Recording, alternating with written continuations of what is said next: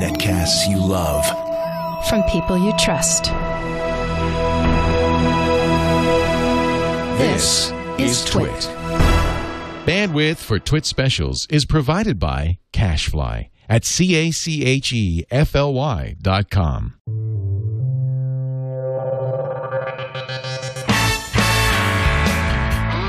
This is TWiT special number 114, recorded April 16th, 2012. The NAB Show 2012, Day 1.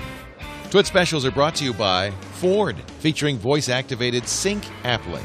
Now you can control select smartphone apps with your voice, helping keep your hands on the wheel and your eyes on the road. Learn more about the technologies Ford is bringing to its vehicles at ford.com/technology. And by Squarespace.com, the fast and easy way to create a high-quality website or blog. For a free trial and 10% off your first purchase on new accounts, go to Squarespace and use the offer code NAB4. And by Pond5, the world's stock media marketplace. If you're a media maker who needs stock video clips, photos, illustrations, music tracks, or sound effects, check out Pond5 for instant downloads at the best prices anywhere. And for 50 files absolutely free through May 31st, go to pond5.com/twit. Well, good morning and welcome to Day 1 of our coverage of the National Association of Broadcasters show, the NAB Show. Leo Laporte here. We are the official streaming partner for the NAB Show again this year. That means for the next 4 days, we're going to give you live coverage of the floor. It's going to be just like you're here. We're even going to go to the ham party at night. We have a lot of fun. Tomorrow, we're going to be streaming a very interesting panel on the future of television. It's called the Broadcast Minds panel. I'll be moderating that with comic and talk show host Kevin Pollak. MTV will be there. Turner Broadcasting will be there. It's going to be a very interesting panel. That'll be tomorrow evening. We've got a lot planned for you. Let me introduce my co-host for just the next few minutes. Alex Lindsay from the Pixel Corps is here. Hi, Alex. I'm excited to be here. You come here all the time. In fact, you've been here all weekend teaching. Yeah, so I was speaking at the post-production conference on live streaming for the web and that type of thing. All of that stuff. Yeah. What is the NAB Show? Well, NAB is really it's really an audio-video convention. So it is the professional version of CES, as some people say. It is the high-end equivalent. And so what you're really looking at is audio, video distribution. So this might be internet distribution. So you'll see people that are talking about streaming to IP. You're going to see broadcast. There'll be a lot of that, I think. Yeah, and then you also see video cameras and audio equipment and microphones and all the things that it takes to do what we're doing. So who comes here? Television executives, engineers? There's television executives. There's engineers. There's cameramen. There's audio, radio. I mean, all of apparently filmmakers as well, because James Cameron is giving a big talk. We're going to have the super session today is Cameron Pace Group, The Secrets of Making 3D Profitable. Cameron, big into that, of course, the director of Titanic and Avatar, and he says they're going to talk about a 5D methodology. I have no idea, but you're going to run out and cover that. In fact, we're going to send Alex out in just a few minutes to get some video from the show floor so we can check in with you. Absolutely. And I know one of the things you want to see, and we were looking at this giant full-page ad in the show daily, is the Canon booth. And look at that big ad. This is for the new cameras. I'll actually put it over here so we get a tight shot. And there's a couple of them. So you have the C500 and the 1D-C. So the 1D was always the high-end Canon Pro camera, higher even than the 5D. Right, and now it's really jumped. I mean, they're really going after that. But is it still a still camera? It still does still. It still has a still capability. You can still treat it like a still camera, but of course it has a lot of video capabilities as well. And then, of course, this is the C500 is Canon's response to the Epic and the Scarlett. This is a $30,000 4K camera. Yes, and 120 frames a second, 4K. You can do 444. It's really. Would you use this to shoot feature film? You could. Absolutely. It's that. Who is it intended for, though? Oh, I think there's this huge market that's opening up that isn't that super high end. That isn't the maybe people like you, frankly, possibly people like me. I mean, we're definitely we can definitely thank. We were talking about this in the pre-show, but we definitely thank Red for creating this revolution. Canon and Sony, I don't think really wanted to bring that kind of price point to that kind of those kind of prices to that kind of camera anytime soon.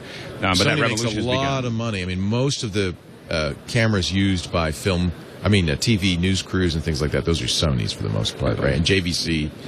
Lots and lots of different Panasonic. Yeah, but they make a lot of money on these. It's a huge profit margin. Right, and the idea of being able to have these super high-end film cameras, but that's where the market's going. There are so many opportunities for shooting content for the web, shooting content for cable TV, and finding more and more aggressive ways. And the reality is that it's happening so quickly, they don't have a choice. They have to do this, because if you look at the explosion that companies like Red have had, and we're going to talk to them a little later, that is because there's this, and the 5D, the Canon 5D is also what really showed this, was that people were shooting video with this high-end film, still camera, and you could see that there was this huge pent-up demand by independent filmmakers, even corporate, content creators, to have something that gets that film look without spending that kind of money. And yet, I look at companies like Ikegami, which was for a long time kind of the high-end ENG film, video shoot, camera. They're not doing 4K.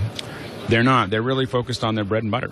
They're. And this is tough for them because I think it's hard. I'm sure they're getting eaten alive at the low end by, frankly, better cameras that are DSLRs. Well, it's a different, but the thing that there is a big difference between ENG cameras, and so that's electronic news gathering for those of you watching, ENG cameras and these film cameras, because that larger aperture, the larger frame size makes it much harder to focus in the field. So when you're doing a handheld shoot, out in the field to gather news, you don't necessarily want that soft focus, because then everybody's, soft focused while you're trying to do a handheld shot. So they solve very different issues. So and if you're doing television broadcast, you don't care about 4K because you can't yet do anything with it, right? No one's going to watch it. These are all HD cameras. That's as good as broadcast is going to get. For a long time. Yeah. And so the thing is that if you're doing a large corporate event or a TV event, the large sensors do not necessarily help you.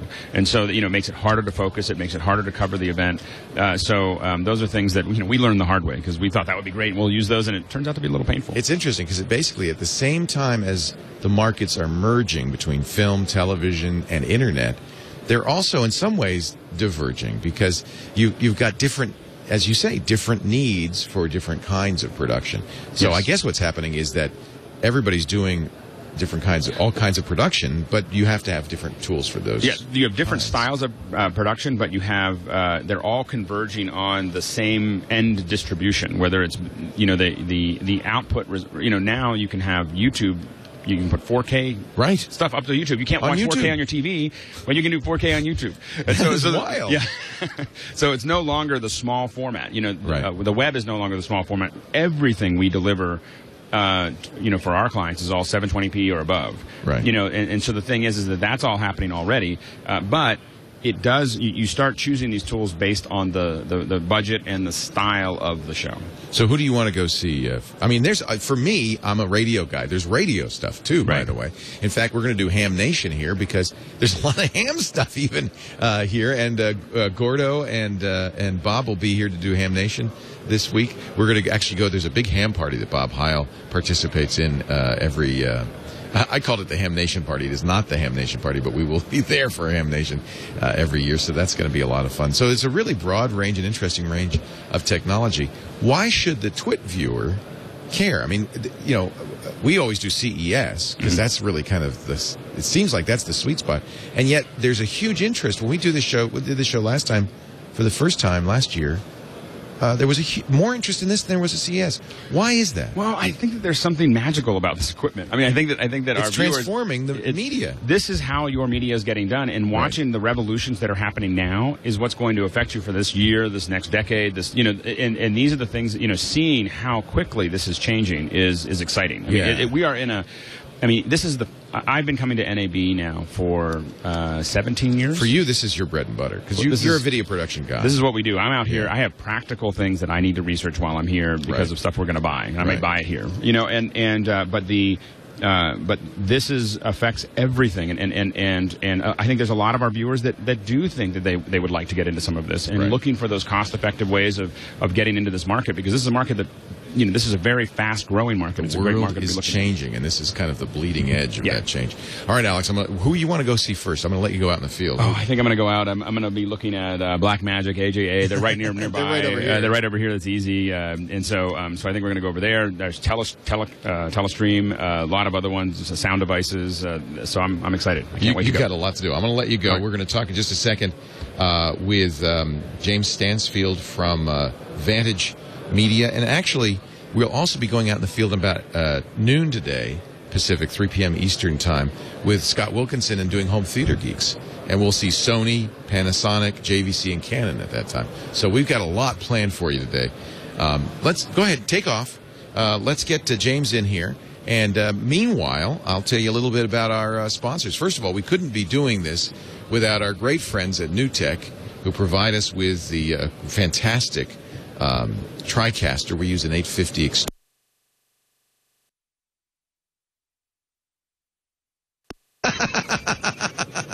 I love it. The TriCaster 850 making this possible. We thank them. And, of course, tomorrow I'll be doing that panel for them about the future of television. That's pretty exciting. So thank you, NewTek. We really appreciate all the help there. Also, Alex is going to be out in the field, I think, with a LiveView backpack. That we thank the folks at LiveView. They also make it possible for us to do live streaming without a satellite truck anywhere on the show floor. So amazing stuff. And how are we sending the signal back? We're using LiveView, aren't we, to send the signal back? So, normally, if this were broadcast television, if this were tech TV and I had $1 million, we'd have a satellite uplink fiber to the satellite farm down the road in probably in Pahrump, and then we'd uplink it via satellite, and it'd cost, thousands of dollars an hour. We're using the internet and a LiveView box, and doesn't this look good? To send HD signals back to the TWiT Brick House in Petaluma, California. It's amazing what we can do with really kind of off-the-shelf consumer electronics and some real ingenuity from the folks at NewTek and LiveView. So thank you.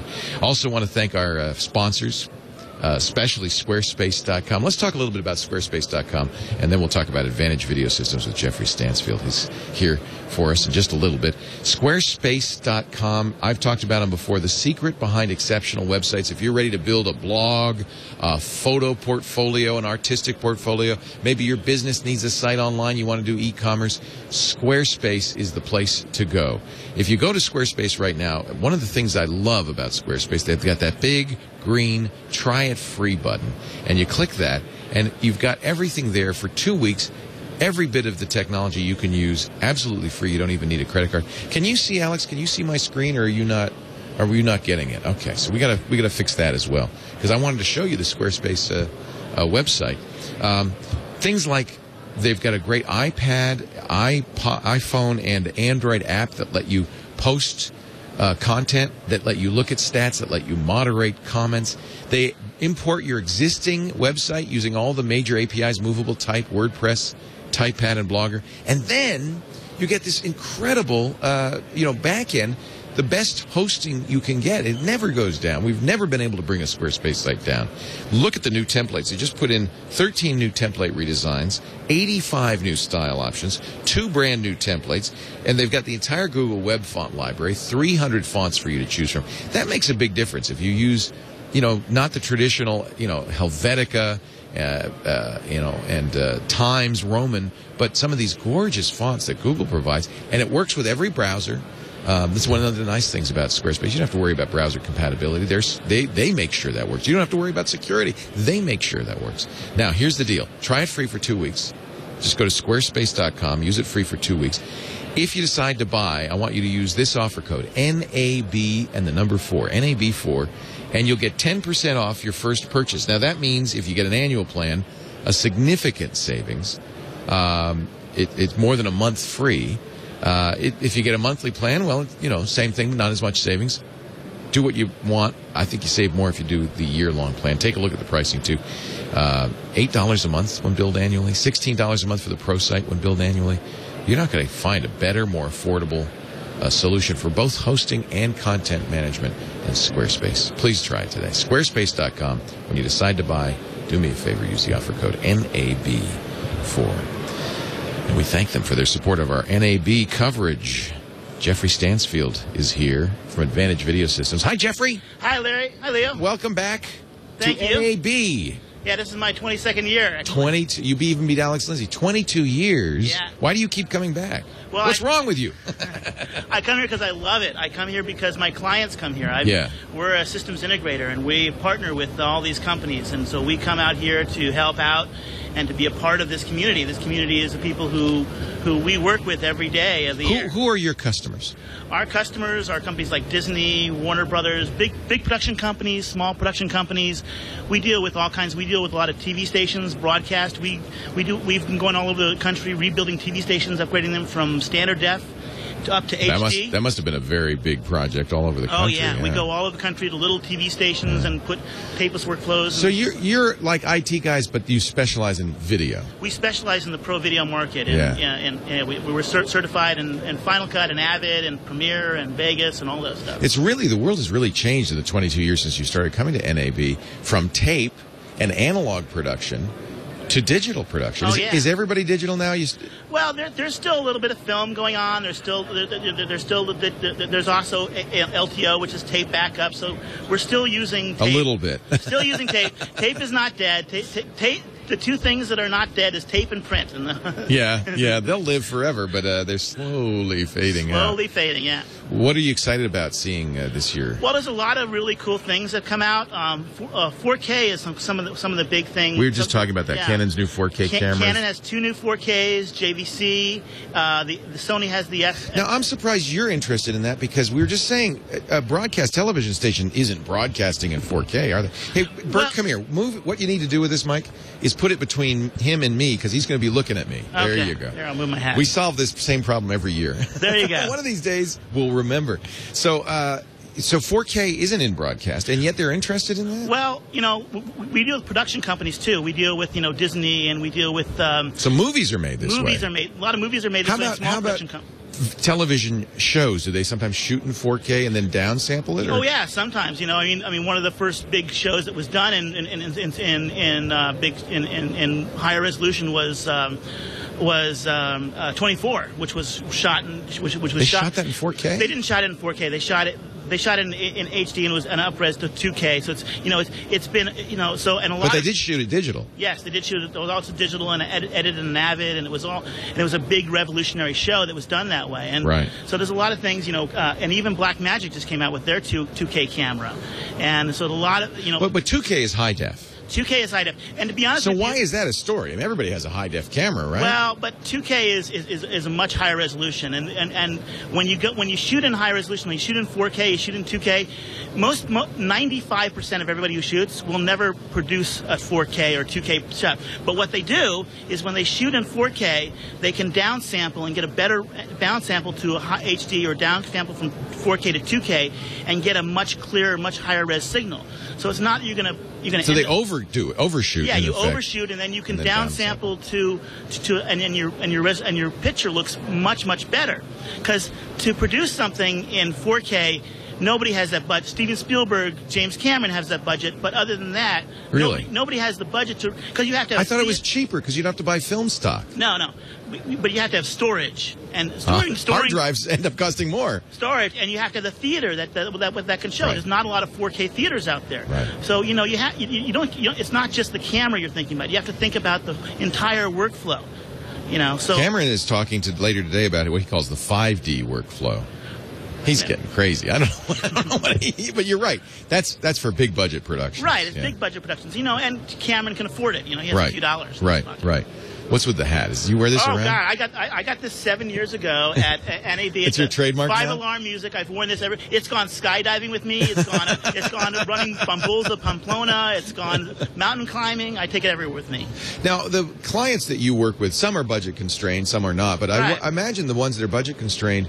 Come here and drool, but say I can't afford all this. Well, but the pricing has really come down a lot. I mean, a lot of the cameras are relatively inexpensive, and we're shooting a lot of this with $1,500 consumer grade camcorders, the Canon Vixies. They look great. They do. They're 1080p. That they are really. I mean, we don't actually. We're doing what you just talked about because we serve 720p. Right. So we are in fact shooting at a higher quality. You do it and you sample down, and it gives you a better quality picture. And these cameras, I mean, some of the nice consumer grade cameras that we've done. I have a lot of production people that will buy tripods and stuff like that from me, and then go out and buy these prosumer cameras, and they do a great job. That doesn't drive you crazy? It doesn't drive me crazy. It's all about developing the workflow, and that's what we're all about. We're about helping our clients develop workflows. Right. Making it easy and affordable. Right. That's one of the things for somebody like me. I mean, I'm not a professional. Well, I am a professional broadcaster in radio, but in television, we're an IPTV station. We don't have the budgets of broadcast television. Well, but we can do amazing things. Even broadcast doesn't have the budgets for broadcast television. Yeah, I know, it's true. In fact, I think a lot of them look at what people like us do and say, how can we get our costs down and make good television? It's all about that. I mean, I have small production companies. I have a company called Asylum Movie that does 30 movies a year. Wow. And they go direct to DVD, direct to Netflix. They do like giant shark versus giant octopus, zombie Nazis in the center of the earth. But I'm glad those movies are still being made. Those drive-in movies. There's no drive-ins left, but the movies live. Yeah, but they shoot on red cameras. They have low budgets. No kidding. Yeah, they shoot all that on red cameras. They have 3 red cameras. They shoot on them. They do production, post-production, acquisition, delivery, everything in one shot. And it's all digital. It's all digital, and the cost is really not that much. They spend about $30,000 per movie. That's nothing. No. Holy cow. You can take that if you want. That's all right. You're more important than a phone call.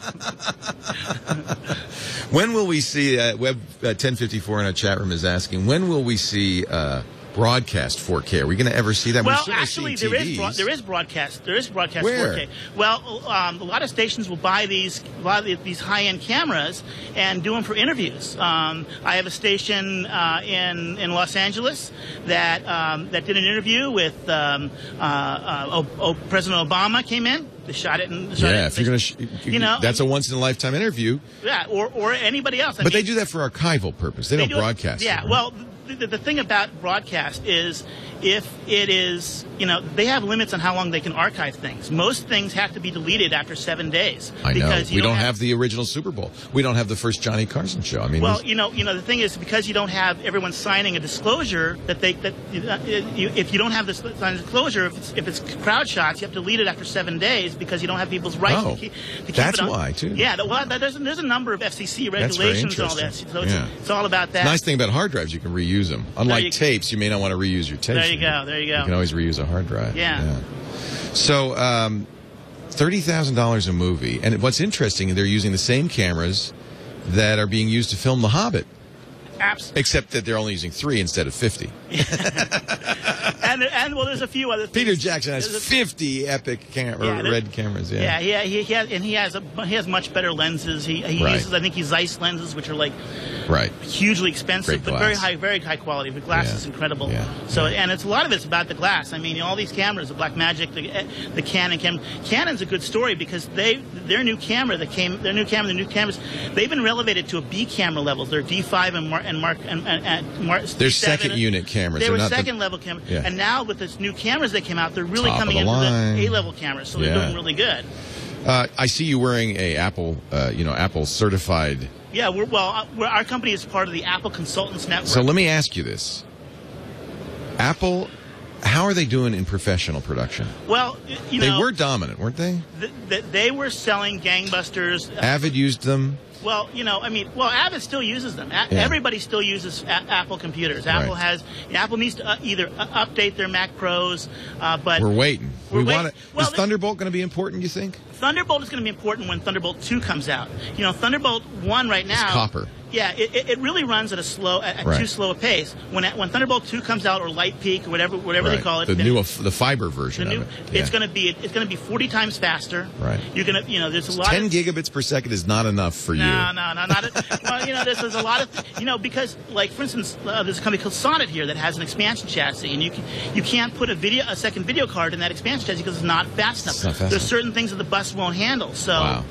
Yeah. So is that what's holding Thunderbolt back? Is that it's just we know it's going to get better, so why invest? That's exactly it. Why put your money into this technology when you have to reinvest to do that? So I mean, but there's a lot of companies out here. A lot of have the hard drives, and Matrox has their video, their monitor cards. There's a lot of different things out there that are using Thunderbolt. I see Blackmagic stuff that uses Thunderbolt. Yeah, you can capture with Thunderbolt. Capture, stream, the whole thing. AJ has a new little converter box that's like fits in the palm of your hand that lets you go out of Thunderbolt out Super HD like 4K into a large monitor. So for somebody who's doing professional color matching and they really want a high resolution monitor to show off their work to their clients or directors, it's a really cool. And is that what Apple's waiting for to put Thunderbolt in the Mac Pros? No, you think they're waiting for the next generation? No, they've been waiting for a new chip which just got released last week. It's out. Yeah, it's out. It was Ivy Bridge they were waiting for, or okay. Yeah, so they've been releasing this new chip,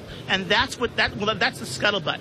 Anybody who tells you they know what Apple's doing, no one knows. I understand that, but that makes sense. So you think they were waiting for Ivy Bridge? Now that they've got Ivy Bridge, we're going to see Mac Pros probably in the next month or so, and those will have Thunderbolt. We'll see them soon enough, you know. Yeah. Either that or Apple may discontinue them. I mean, Apple sold less than 100 grand. Well, what would that do to your pro clientele? Well, you know, a lot of my clients... They're going to use iMacs? iMacs, Mac Minis. To be honest with you, you know, with the high-end Intel processors they have there, there's a show called Glee. Yeah. It's entirely I've heard of that. Yeah, it's entirely edited. On an iMac? No, on Mac, on notebooks. On laptop computers? Yeah. And the production company that does that has a couple of different TV series. That's kind of amazing. That is all done on notebook computers. It's all edited on notebook computers. They hook up to a 10 gig network for their SAN, but all the editing is done on notebooks. A lot of production companies are doing that. So basically, the i7 that's built into a Mac Pro notebook, MacBook Pro, and you still use Thunderbolt then. That's probably why they're using it, because they want Thunderbolt for the screens, and they have the big screens because that's what they need. It's fast enough. It's fast enough, and you can have an editor sitting in a room with a couple of editors, and you can all be collaborating. Doesn't take any space. So that's cool. Wow. Yeah, it's incredible, the things you can do. So, you know, Mac Pros are good for the high-end graphics, for the After Effects, the Autodesk Smoke, which is an incredible new software came out at this show. Smoke for Mac. Oh, we're going to go take a look then. I got to send somebody over there. Oh yeah, send over there. They got a new interface for motion graphics that looks like an editing interface. So it's going to be much more easier to use. Real time rendering and all of that. Yeah, $3,500. It's really what? Yeah, it's like used to be ton. Yeah, you'd have a digital workstation just for doing those graphics. Well, they still do. I mean, you have a color station, you have a motion graphics station, you have the editing station. Yeah, but it's a lot cheaper than it used to be. But now with the way it's all being done, they're collaborating, and the motion graphic artist, and the colorist, and the editor are all merging into one. You know, Jeffrey, I want to thank you for joining us. Advantage Video Systems in Burbank, of course. Yeah. AdvantageVideoSystems.com. I just want to mention one more thing. You know, you mentioned SquareTrade. Yeah. Squarespace. Squarebox. Squarebox, Space Trade. Whatever. The Square guys. Yeah. Well, a lot of my one thing you didn't mention about it is their scalability of It's amazing, isn't it? I have clients who have their service, and when they need more, they scale it's automatic, up, and then they can scale back down. That's they can scale up and down. So it's really you really never cool. run out of bandwidth. You never get shut down because they just throw a switch and you got more, and it's done automatically. You don't even have to tell them ahead of time. Right. It is amazing. I also want to mention I'm the SMPTE has had a really good presentation these last couple of days. SMPTE is responsible. It's an engineering body. Right, we're the Society of Motion Picture and Television Engineers. Yeah. I'm the treasurer of the Hollywood or West Coast chapter, and we've had our summit here at NAB the last 2 days. Yeah, and it's been a really incredible thing. If anybody comes to they should come the 2 days before the show and come to the SMPTE thing. It's a really incredible learning thing. The Society of Motion Picture Television Engineers. The only reason I know SMPTE is because of SMPTE code, but I'm sure there's other stuff as well. We do all the standards of the thing, and if I do SMPTE and then my company Advantage Video Systems, it's a really cool company. Jeffrey, thank you so much. It really is nice to meet you in the hat. All right. We'll look for you on the show floor. Jeffrey Stansfield of Advantage Video Systems. We're going to get, I think, our first piece from Alex. Not Alice. From Alex Lindsay's coming up in just a little bit. And in a moment, we're going to talk to Boris Yamnitsky of Boris FX, Boris the Spider. But first, I want to talk a little bit about our good friends at Pond 5. If you are watching this and you are a creator, and I know many of you are, of content, you ought to know about Pond 5. It is the world's stock media marketplace and a great place for you to sell your stuff. Go to pond and the number 5.com. Take a look at it. Of course, if you're a buyer, and many of us are, whether you're doing podcasts, whether you're doing PowerPoint or keynote presentations, your own YouTube videos, you need music, you need royalty-free photos, illustrations, sound effects. It's all there at Pond 5 at a very affordable price. They have over 1 million video clips. They have a free one every week, by the way, so you should just go get the free clip. They just got 15,000 new clips this week alone. 7.6 million photos, 680,000 illustrations, 77,000 music tracks. And when I say royalty-free, you pay once and you use them anywhere, anytime, anyhow you want. And I love that. You don't have to worry about copyright. You own it. You've licensed it. 244,000 sound effects, 1,000 new ones just this week alone. After Effects projects too. Go to pond5.com if you need a video shot of Albuquerque, a bear. Here's a bear in the... You can't see my computer. You're missing the bear in the river thing. Time-lapse video of Tokyo, an aerial shot of L.A. A lot of the people who are here shoot this kind of stuff, and they shoot it in 4K on red cameras, and then they offer it on Pond 5. It's all there. It is better than a traditional stock media agency. For artists, it's a dynamic marketplace where you upload your content, you set your own price, you get industry-leading royalties, and for media makers like you and me, man, it's fantastic. Great prices, great range and quality of content available. Now, here's the deal. Through May 30th, a special audience offer. Now, this is don't tell anybody about this. This is for you. You can get 50 free stock media files right now if you go to pond5.com/twit. We've never mentioned this offer before. This is a first. So I want you all to go there right now. Well, he says it's not working. I mean, I got to try it. It's probably we just brought it down. We got to tell him to go on Squarespace. 5.com/twit. Let me check. I think we killed it. Okay, well, go later. We killed it. You all went there at the same time. Okay, so we should have warned Pond 5 that we have a few people watching. Pond5.com/twit. Save that, and it'll be there now through May 30th. 50 free. You're right, it's down. Stock media files just for you. Pond5.com/twit. I don't think it's broken. I think we brought it down. It worked yesterday. Oh, Lord. And if you happen to be at Vegas at NAB, Pond 5 is having a beer fest on Wednesday. Monday through Wednesday. Oh, dudes, we're going. 3 to 6. Monday through Wednesday. You meet Pond 5, see some great demos, take a peek at version 2. That's the rumor. They got a new version coming out at their booth, SL7409, 3 to 6 this afternoon and through Wednesday. The Media Maker Beer Party. Now we know where they get all this stuff.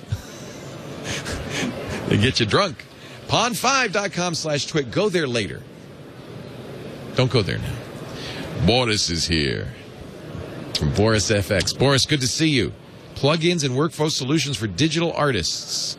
Everybody knows Boris FX. Tell us about these are mostly Final Cut plugins? What else? Well, at the show we're showing a Boris Continuum product, which is a VFX plugin set for Avid, Adobe, Apple, and you support Sony. Everything. Yeah, we support everything.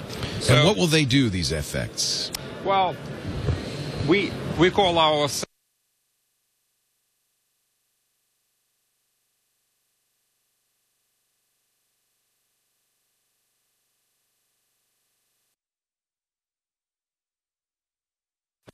all the areas of the product that's been, all the effects that have been in the product before, such as better particles, better lens flares, better glows, better lights, better After Effects integration, and integration with other hosts, such as Avid, AVX, for instance. You even do 4K stuff.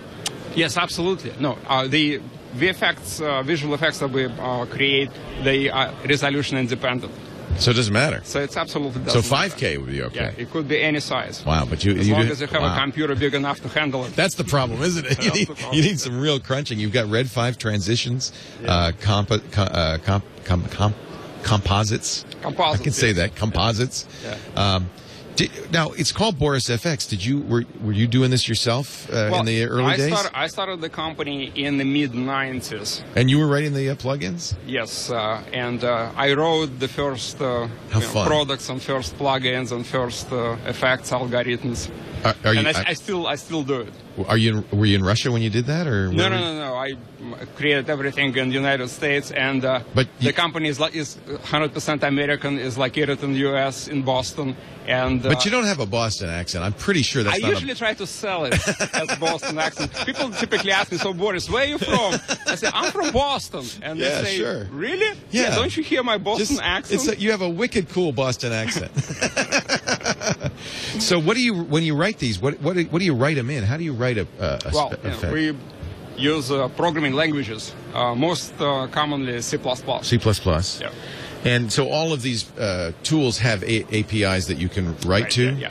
All the platforms that we support, such as Avid, Adobe, Apple, they all provide us with hookups into the system. So do you write kind of common code for all of them, and then you write a layer of hooks? Yeah. There is a lot of common functionality between all the implementations for different hosts, obviously. So this is why our products are so easy to use. If you, let's say... It's the same everywhere. Exactly. If you transition from, let's say, Final Cut to Avid, and you used our products on Final Cut, you'll find yourself right at home in the Avid system. You even have audio effects. Is that right? Audio-driven effects. Well, audio-driven. This is our... What does that mean? What that it means matches is, the music? Well, yeah, exactly. Because that's hard to do if you do that by hand. Right. Yeah. Sometimes you need to flash or blur or do something like make a move to a beat. Right. So you can keyframe it. You can tediously try to follow every beat in the music, or you can just use our software. How cool!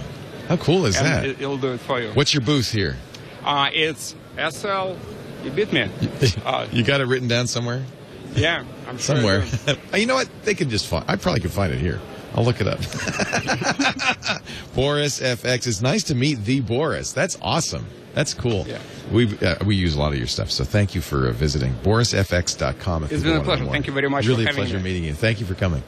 We're coming to you live from Las Vegas, the Las Vegas Convention Center, where the NAB Show is going on now through Thursday, and we will be here all 4 days, the official streaming partner of the National Association of Broadcasters shows. 1080i 60 hertz. I think that's what I'm supposed to be sending, right? Well, we'll figure it out someday. Nice to meet you, Tom.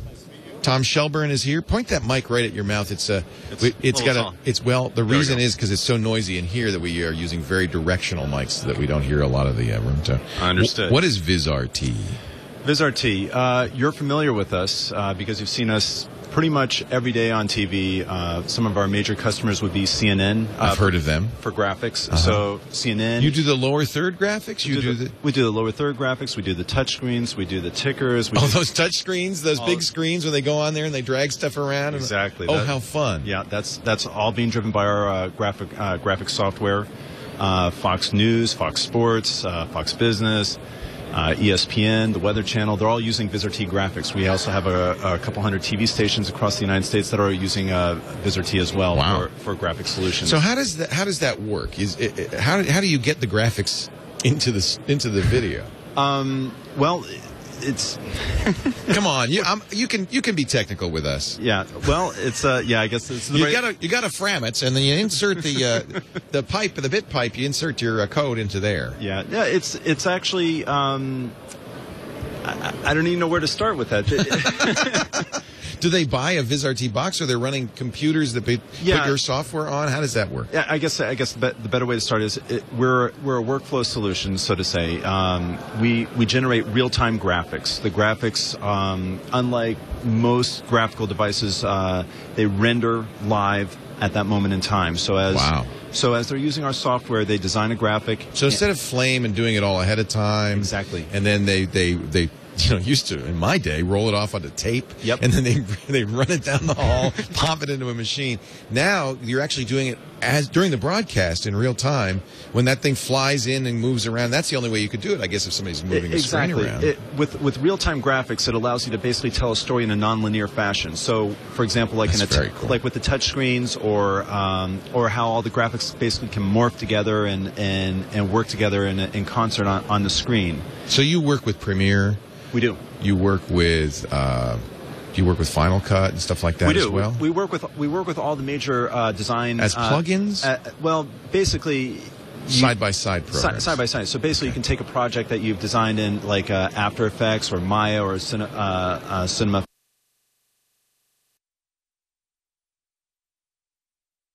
software. But for the most part, they're using our software to, again, generate the normal. So when I'm watching a ball game, yes, and they put the 10-yard marker on a football game or the soccer game. They show where the kick went. That's you. Yes, we're doing that as well. That's pretty cool. And how do you do that? I know it's complicated. I understand. No, our company's been around for a while now, but it's amazing. It is amazing, and one of the things that you're talking about is like the hockey puck. As the hockey puck goes, they put the trails behind it so you can see it, because otherwise it's just a little tiny thing. Exactly. And that has to be not just real time. That thing's moving 90 miles an hour. It is. It's moving. And, just like NASCAR, we're tracking the NASCAR cars. We're doing some incredible things with sports where we're basically creating virtual cameras between two camera points. So. Wow.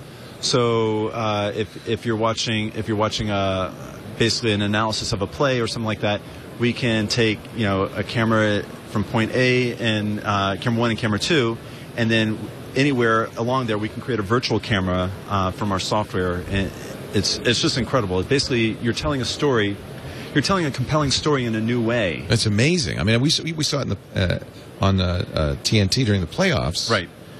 And it's like this replay technology is amazing. Yeah, it's just it's awesome. You can move around. I mean, it's incredible. Yeah, I feel very blessed to be working for a company like this. I mean, it's just an exciting time to be in television, to see, what the possibilities are, and thanks to customers, our great customers, they're constantly pushing us. They're driving it, aren't they? Yeah, they're constantly driving the development and pushing us to do new and better things, and it's. Fortunately, we have a company that's very responsive, that can move quickly to what the demands are and think ahead as to what they're going to be. It's one of the things you're showing at NAB today is the ability to take content and put it on portable and mobile devices as well. Correct. Yeah, that's huge right now. It really is, and so basically we have every company that we acquire with Visitor TV basically supports our overall broadcast graphics workflow. So that single workflow is designed so that it's very easy to aggregate content from video through our media asset management, and then push it out to multiple devices, from your iPads to iPhones, your Droids, your Blackberries. It really doesn't matter, but it's a unified workflow, and as many. That's what people want. They don't want 300 different ways to. In fact, we go through that. We have to encode in 18 different formats. And workflow. We could use some workflow. Let me tell you something. We're doing everything by hand, and so I have a very great appreciation for how much of a difference that makes if you're going to crank out content, especially if you're doing live content. Absolutely, and you want to get it out on those platforms. You want to do it promptly. And that's the whole thing. I think. Everybody has, most broadcasters have a great-looking product on the air. It's how do they get to that? Right. How do they get to that end result so that it looks great? Right. Are they using a lot of people? Are they being very efficient? Our software is designed to make your workflow efficient. Again, you can't tell me that you can look at any channel and say, oh, that's they're using this, they're using that. You can't. You can't.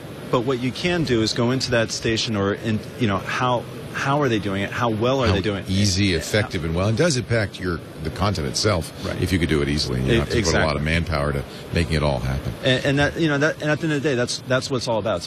It's about workflow. It's about return on investment. It's about again, this is a difficult economy, and how do you manage to get a product on the air, not only on the air but on the web, onto the mobile, onto anything, in an efficient way. without having to spend a lot of money, without having to spend a lot of manpower. Do you notice that there's a lot of pressure now to reduce costs across Absolutely. the board? Yeah. Absolutely. We've been seeing it. We've been seeing it for years. Right. My background is I was a technical director, and there was a time where we'd had You're the guy who would take the T-bar and go like that and press camera 1, camera 2, all that stuff. That, just like that. He just did it. Well, no, there was a time where we'd roll up a separate truck to televise an event, right. for the world feed or for a separate feed. Now that same technical director is switching multiple feeds, right. Because the switches are capable of doing that. And you can't afford to have multiple trucks. You just it's can't. Very expensive. You just can't. Right. And so the same thing goes within TV stations. How do we make these stations more effective, cost effective? How do we get station groups to be thinking as a station group and buy in an efficient way to centralize workflow? Right. And I think every station's different, but at the same time they are looking to us for solutions, and fortunately our architecture allows them to be able to accomplish that. And at the same time as big broadcasters are moving down, we, the little guys, the IP guys, are moving up. Absolutely. Both in capabilities, but also in the range of stuff we're doing. And I think it's actually all kind of compressing, isn't it? It really is. And for us, our smallest broadcasters have the exact same equipment that they do now, don't they? That CNN or ESPN, right. or any of the major broadcasters have, because it's how they use it. How do they develop? How do they visualize? Right. It's up to them and how they use it. And it's some small stations look amazing. And again, some large broadcasters don't look amazing. It's really true, isn't it? Because again, what's the difference? Is it talent? It is. Yeah. It so truly the tool, is. and what you're saying is there's a level playing field in tools now, essentially. Absolutely. It's talent now is going to rule. Ability to create content and make it look good is going to rule. Absolutely. How interesting. And that's good news, I think. It is. And it's, so... Cost is not keeping a talented person from doing it. No, hardware costs, we don't make any hardware. We leverage off-the-shelf hardware. So whatever's available, and thanks to just the advancements in the gaming community and stuff like that, we're not using these huge consumer grade stuff's pretty good, isn't it? It is. And so you use standard GPUs, standard CPUs. Yes. You're not doing anything fancy, and that's enough power. It is to do this in real time. Yep. Wow. Yeah, and that's what you're seeing. I mean, right. The elections are basically, well, besides doing the Super Bowl, that's one of our major times where we're just taking a ton of data coming in, just flooding. I have to say that is a fun time for geeks because we get to watch all this stuff like this CNN holographic reporter, which is the silliest thing. Was that you? Yeah, that was our. You worked with David Borman on that, huh? I didn't personally, but that was our company. Again, you guys did that. Yeah, that was okay. Now that was silly. Nevertheless, an amazing technical achievement. Why but she was just standing in the studio down the hall with how many cameras? 20 cameras. 34 cameras. 34 cameras. 34 cameras. All. It was Jessica Yellen, right? And she was just down the hall, right? And we did it with Will.i.am. And it was again. Why would you do this? Because you can. That's why. And because they can, and it sets them apart. And look, we're talking about it 4 years later. We sure are. We sure are. And so 2012, we got a big election coming up in November. Yes. So are you guys already starting to strategize and think about what you're going to do? We are. And is there demand to come up with something new, like a holographic reporter? It's. How did that work? Did they come to you and say they did?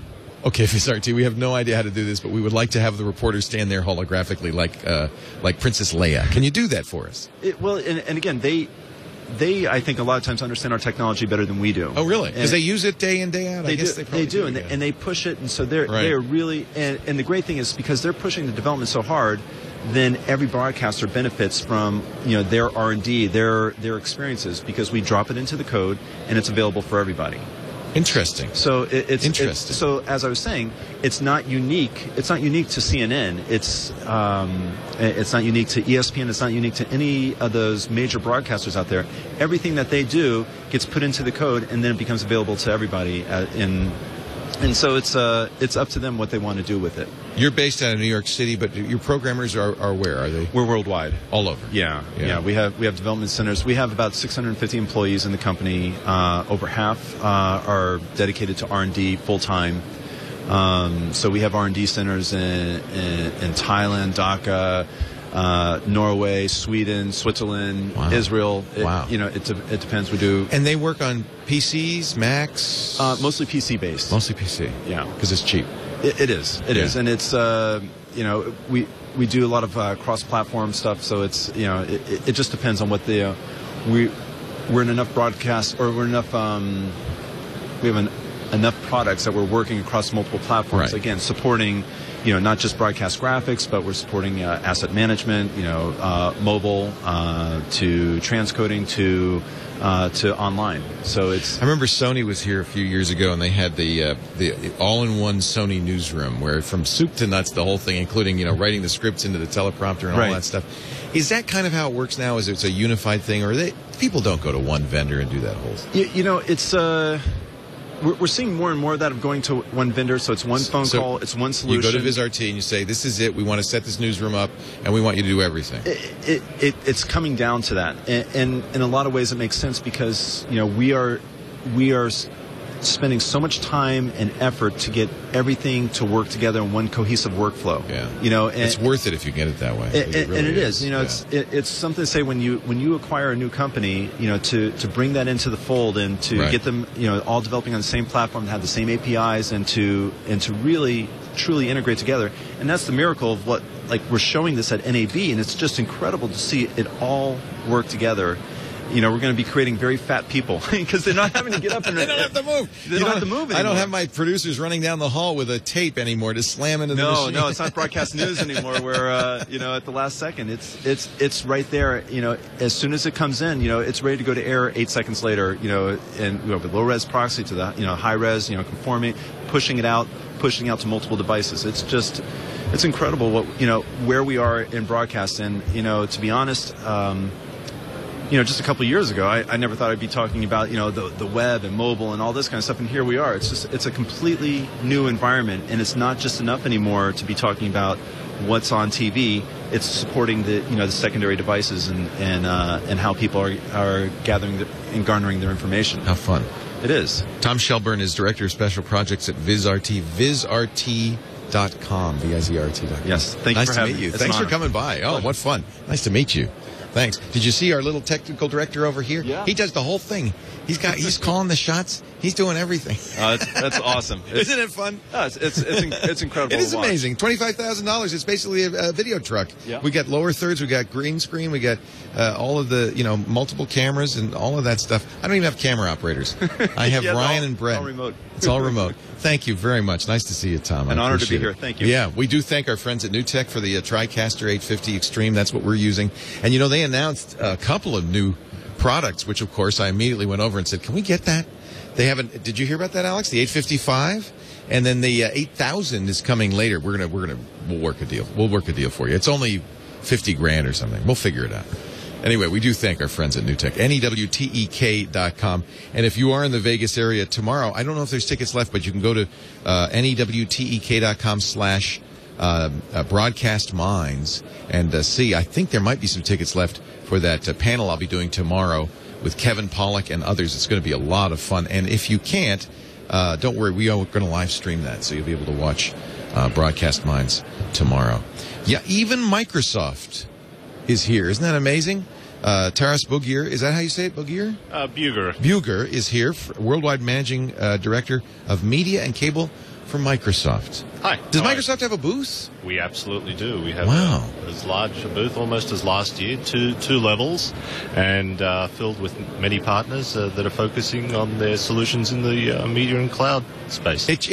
One thing it shows you is that television production, which used to be its own kind of place out, is kind of highly specialized technology and all that, is now really using, in many ways, PCs. We're hearing this a lot, and maybe using Microsoft solutions. That's changed quite a bit, I think, hasn't it? Well, it absolutely has. I mean, my view, and everyone's got a story of how long they've been in this industry, but I started out in the advertising industry many, many years ago, and I've always been in the technology side. My view has always been that at some point in time, digital And software is really going to be powering this business. This is the word convergence that we used for so long.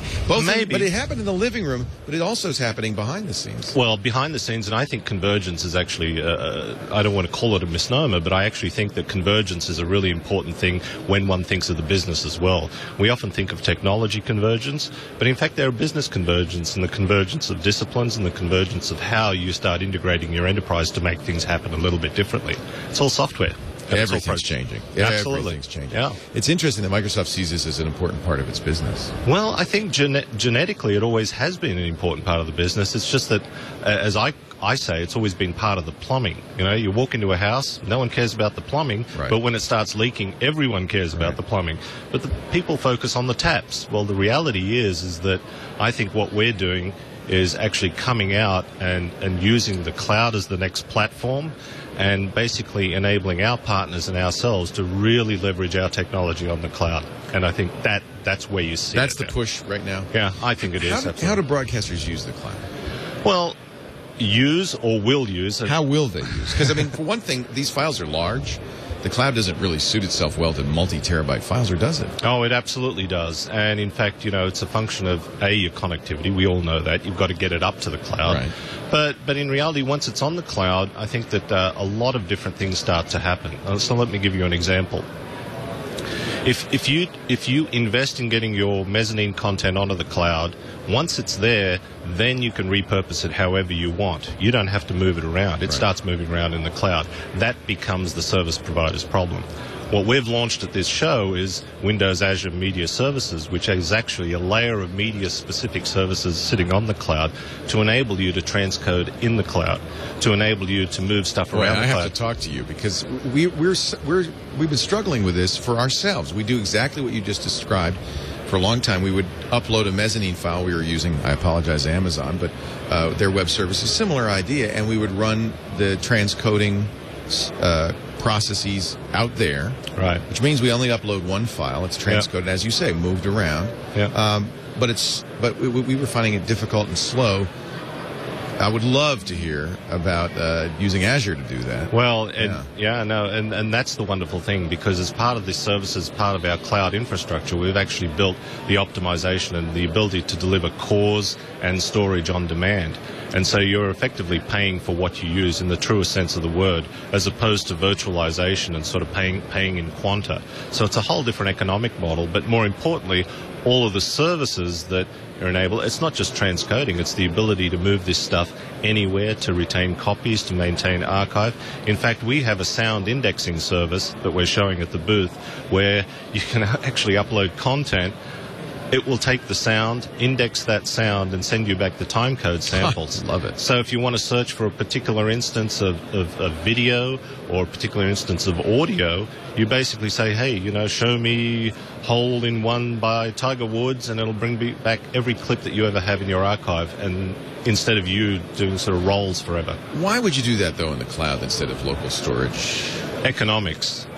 We have done many studies, and we have the figures to prove it, that when you build your own data center versus leveraging the work profiles of both yourself and other people that are using the cloud, because we can build data centers with thousands upon hundreds of thousands of cores, the actual costs come down to an economic disruptor, and I think that's what's going to change the future. So that's interesting. The economics.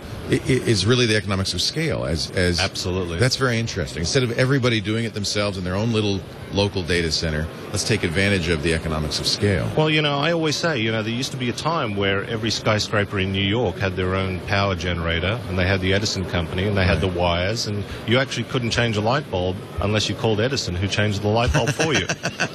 Then one day someone said, you know what, we're not in the power business, we're in the insurance business, or whatever we were. And, you know, they got together and they decided it might make sense to have a power utility. Right.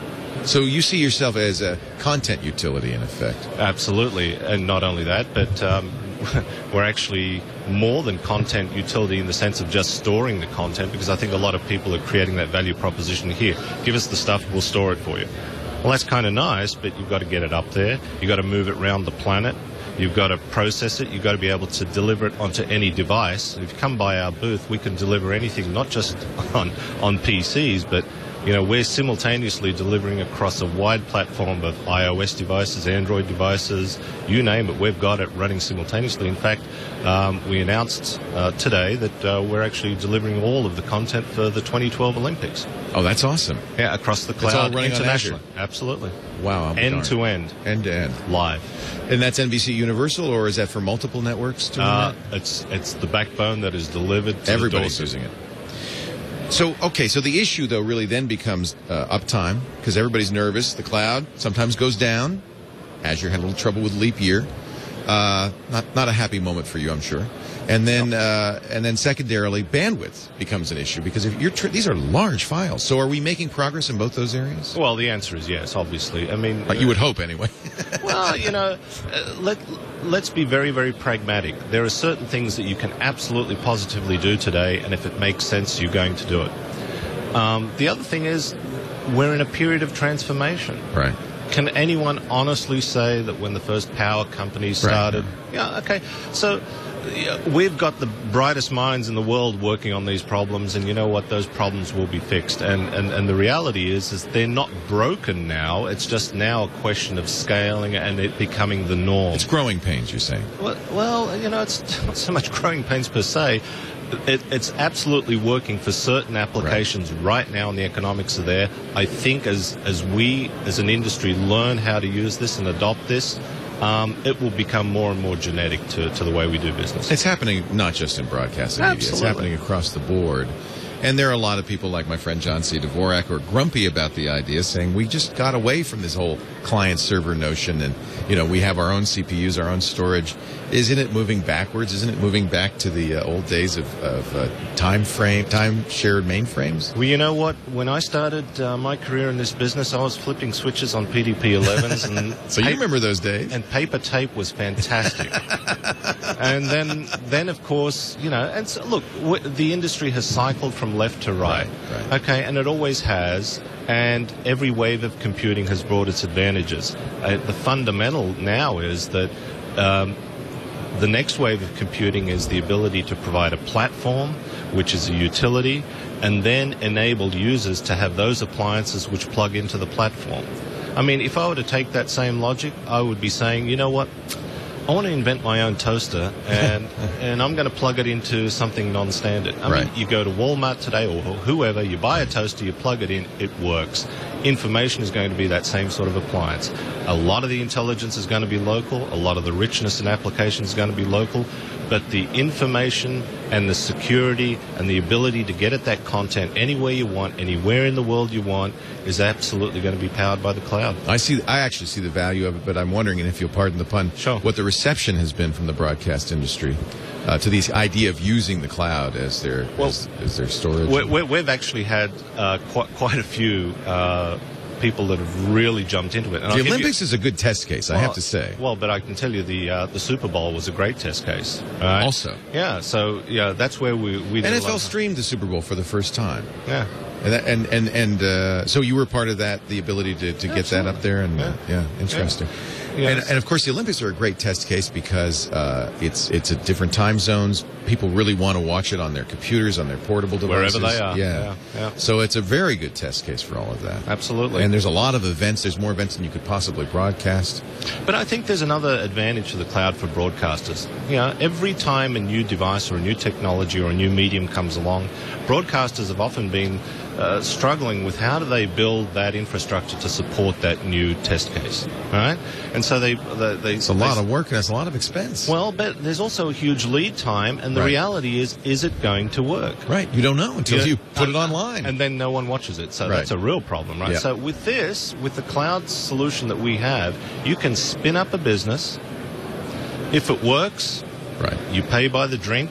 Your economic model's done. If it doesn't, you spin it down. Thank you, Microsoft. I'm going to go off and try the next idea. That is how innovation's going to happen. The ability to move quickly, not the ability to be able to run around with screwdrivers, screwing servers to racks. Those days are gone. Well, and we've seen that in software as a service with Amazon's EC2 and AWS. A lot of people have been able to just kind of get into the business, try out something, whether it's an app, whether it's a web application, and it's worked very well. And Microsoft wants to get into this business. It's interesting. Microsoft is in this business. They're in this business. I apologize. You are in this business. It's and in a very big way. But you're going after a mission-critical part of it, which is interest, broadcast and media. Absolutely. And that shows some confidence in the platform. It absolutely does, and more importantly, it shows our commitment to this space. I mean, from the days that we partnered with NBC to create MSNBC, right? We've been in this business. We have some of the largest and most, fitted out production studios in Washington State. They're just gorgeous facilities. We have on and on and on. It's been genetic, and not only that, we have tools that we have delivered as part of our operating system, as part of our clients. Now it's time to put all that together and bring it out and let the world really use it. Is there some concern from people saying, well, it's Microsoft, that means it's going to be Windows-centric, Windows Phone-centric, I want to be on iOS? Is there some concern along those lines? Do people worry about kind of a bias in the favor of Microsoft products? They shouldn't. In fact, they can walk past our booth, and as I'd mentioned, a lot of iOS stuff. It's there. It's all running, Android. Yeah. But what's really interesting is we are actually going to be giving people the tools to manage those devices in a secure environment. I'm not sure anyone else is going to do that.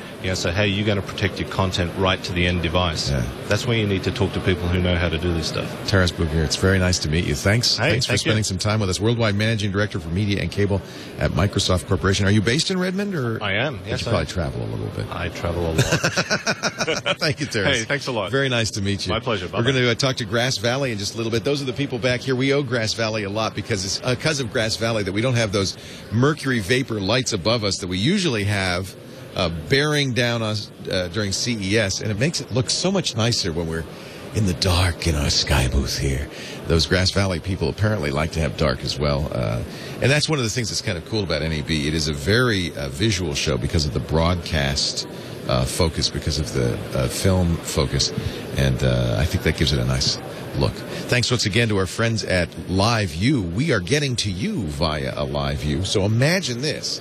Instead of a satellite uplink facility, all we do is we have a fat internet pipe here and a LiveU box at this end and a LiveU endpoint at the Brick House Studios, 700 miles away in Petaluma, California. And we're getting, I think, great looking HD video all the way right up to you, thanks to LiveU. So that's pretty darn amazing. Thank you, LiveU. Thanks also to, I mentioned it before, the new Tech TriCaster folks. Alex, you feel good? Everything going on? He's all right.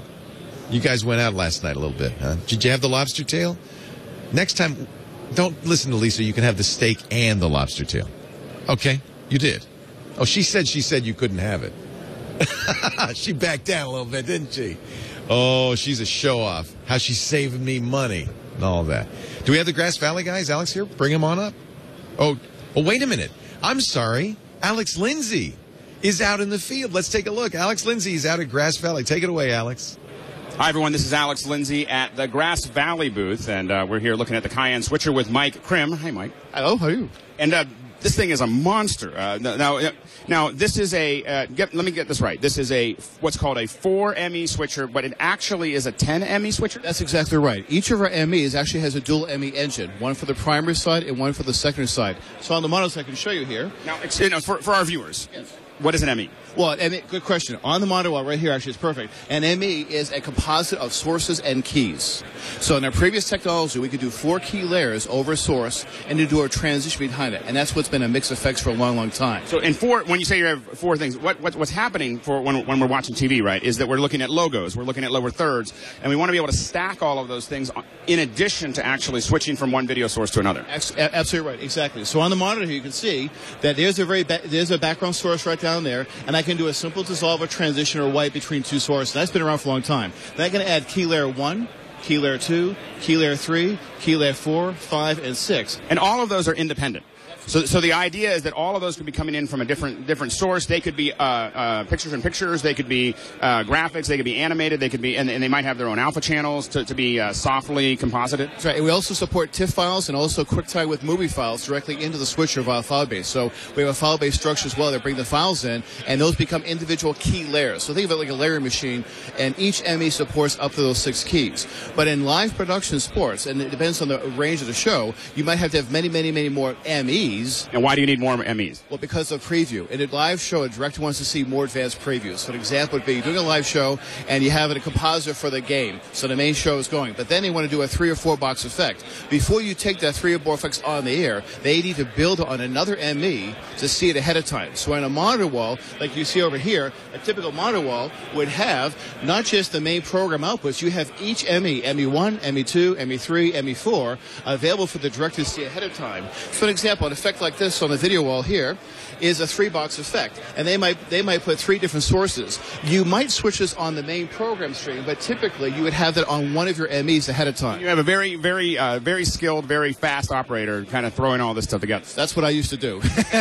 And you would also work with the director or the producer to coordinate what source is going in there. So in this very simple effect here on the monitor, you're seeing I got 3 sources there, and I can actually add 2 key layers. What Carrera and Cayenne, which is our both switchers, we can actually support transitions inside that. So I can actually do a transition on that box, and would you believe this? I can do a dual transition, and all that is on one ME. In the previous technology, that would be 2 or 3 MEs on other switchers, and now that's the power of the Cayennes. And the reason that's important from a production perspective of having it all in one ME is it's a lot simpler for the operator in a live environment to actually be able to make that switch, make that change without being confused and figuring out how many keys they have to hit. Precisely right. And also, for example, you might have another ME that has a duplicate of this. So maybe an exact clone of that effect, but with different sources, because maybe the framing of the cameras on the remote side are not correct, so they're trying to coordinate to get everything all lined up ahead of time. Well, and also one of the issues is that you may be, when you start having these multiple MEs,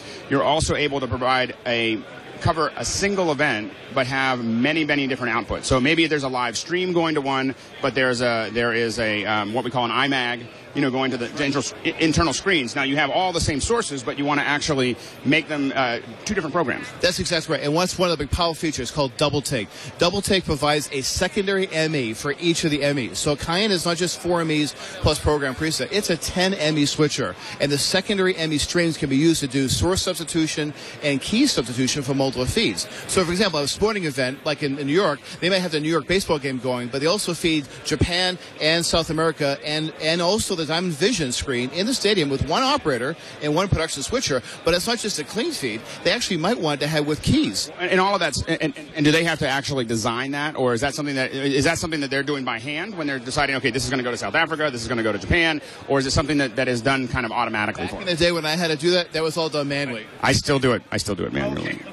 I just want to say. No, on the Cayenne, and you can actually look at the cross points here, on a source-by-source basis, we can actually have, and this is the primary, when I press secondary, for example, on program pre, that's the entire secondary stream with its own keys, and on the primary side. So I recall the effects, so you can see that.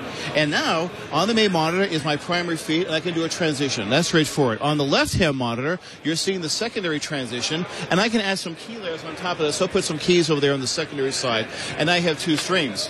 But then I press both together. Look at the lever. We brought this back. This split lever arm on the control panel was back in the 60s and 70s, and they took out our switches. We went back to the future, so to speak. Yeah.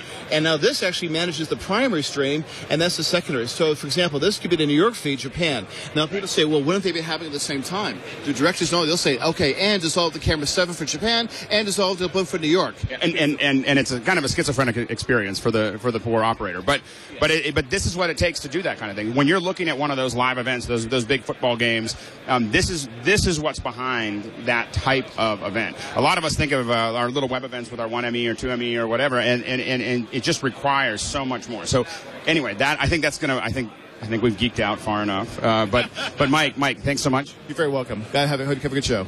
Thank you. This is Alex Lindsay at Grass Valley and NAB Live 2012. Wow, that's so cool. I want that switcher. Alex Gumpel wants that switcher too. That's a lot of buttons. Did he say? He didn't say how much of that was. It's got to be $500,000. But it's interesting what they were talking about, having one person switch both the local and the U.S. and the Japanese and a version of the show. We were talking about the same thing with the VizRT people. That more and more, instead of pulling up two separate trucks, you're doing all the production in a variety of different cuts. All one person doing it all. That's mind-boggling. But that's an example of how this whole industry has changed due to cost pressure. Stuff has to cost less. Alex Lindsay's going to continue in the field. In fact, we're going to send him out to that was Grass Valley. They're right behind us. Right next to us over there is Blackmagic. So he's going to go across the hall to Blackmagic, and there's some really cool stuff. $587,000. Is that your guess, Micro? Wow. There's some really cool stuff as low as $1,000 at Blackmagic and stuff that you and I might want to use for our broadcast. So very cool stuff. We are live from NAB 2012 at the Las Vegas Convention Center. Lots more to come in a little bit. Scott Wilkinson and I are going to, I saw Scott just a minute ago, are going to go out onto the show floor, and we're going to shoot a live version of Home Theater Geeks. We do that with the Live U pack, and sometimes depending on 3G coverage, because we'll use 3G once we get out in the field. Right now we're using the hardwired internet, but once we get out in the field we use 3G, and depending on how that goes, sometimes it's up and down, but you'll get to watch live, and we'll make a high-quality recording so we can put up the podcast later in the day. But we'll be seeing Sony, Panasonic, JVC, and yes, we're going to go to the Canon booth and take a look at that C500. And I will ask the prices. Alex doesn't ask. That's Alex. There's Alex and me. Alex just buys stuff. I ask the price. Our show today brought to you by our good friends at the Ford Motor Company. Ford is a modern 21st century car company with roots in the great era of great automobiles. They love driving, but they also understand that when you're driving, you want to be connected.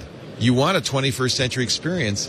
So if you love to drive, you're going to love your Ford vehicle. And if you want to stay connected, you're going to love your Ford vehicle. And it's all about keeping your hands on the wheel. So you pay attention to what you're doing, your eyes on the road, you're driving, but yet you could do things like switch the radio station, make calls, get navigation directions, horoscope, yes, gas prices, all by pressing a button on the wheel and talking to your car. It's Ford Sync. I've been talking about this for years. I've got it in my 2010 Mustang. I'm a huge fan of Ford Sync. And now with AppLink, Ford's doing something very interesting. They're enabling Ford Sync with apps in smartphones.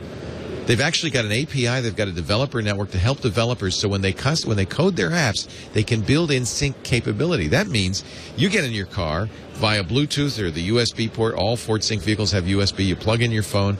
Now your phone is part of the car's computer, and you can talk to it as long as the apps are enabled. And the apps right now, Pandora, so you can, say play my Lady Gaga station. It'll do that. You can say thumbs up, thumbs down, skip to the next song. They've got Stitcher, which means you can listen to our podcast. They've got OpenBeak. You can read your tweet timeline, your replies. It can be read to you by the car. Slacker Radio. They have iHeartRadio, too. Now, this is kind of interesting because iHeartRadio is from the nation's biggest radio chain, Clear Channel, right? They own, I think, 880 stations. So what they're doing is they're putting their stations on an app on your phone. And now, even if you're in Peoria, you can listen to the station in Denver. You can listen to my KFI broadcast out of L.A. using Sync and iHeartRadio on your phone. They support the Thumbplay service, so you can save stations and just say, they call it Thumbplay. Press the button and say, play KFI. I want to hear Leo. You can skip to the next song. They have radio station, Pandora Sound music stations on there too. Give a song a thumbs up, bookmark it, that kind of thing. NPR has an app now, so you can get breaking news and your favorite NPR programs. I can go on and on. It really is fantastic. The best thing to do, go to a Ford dealer and drive one.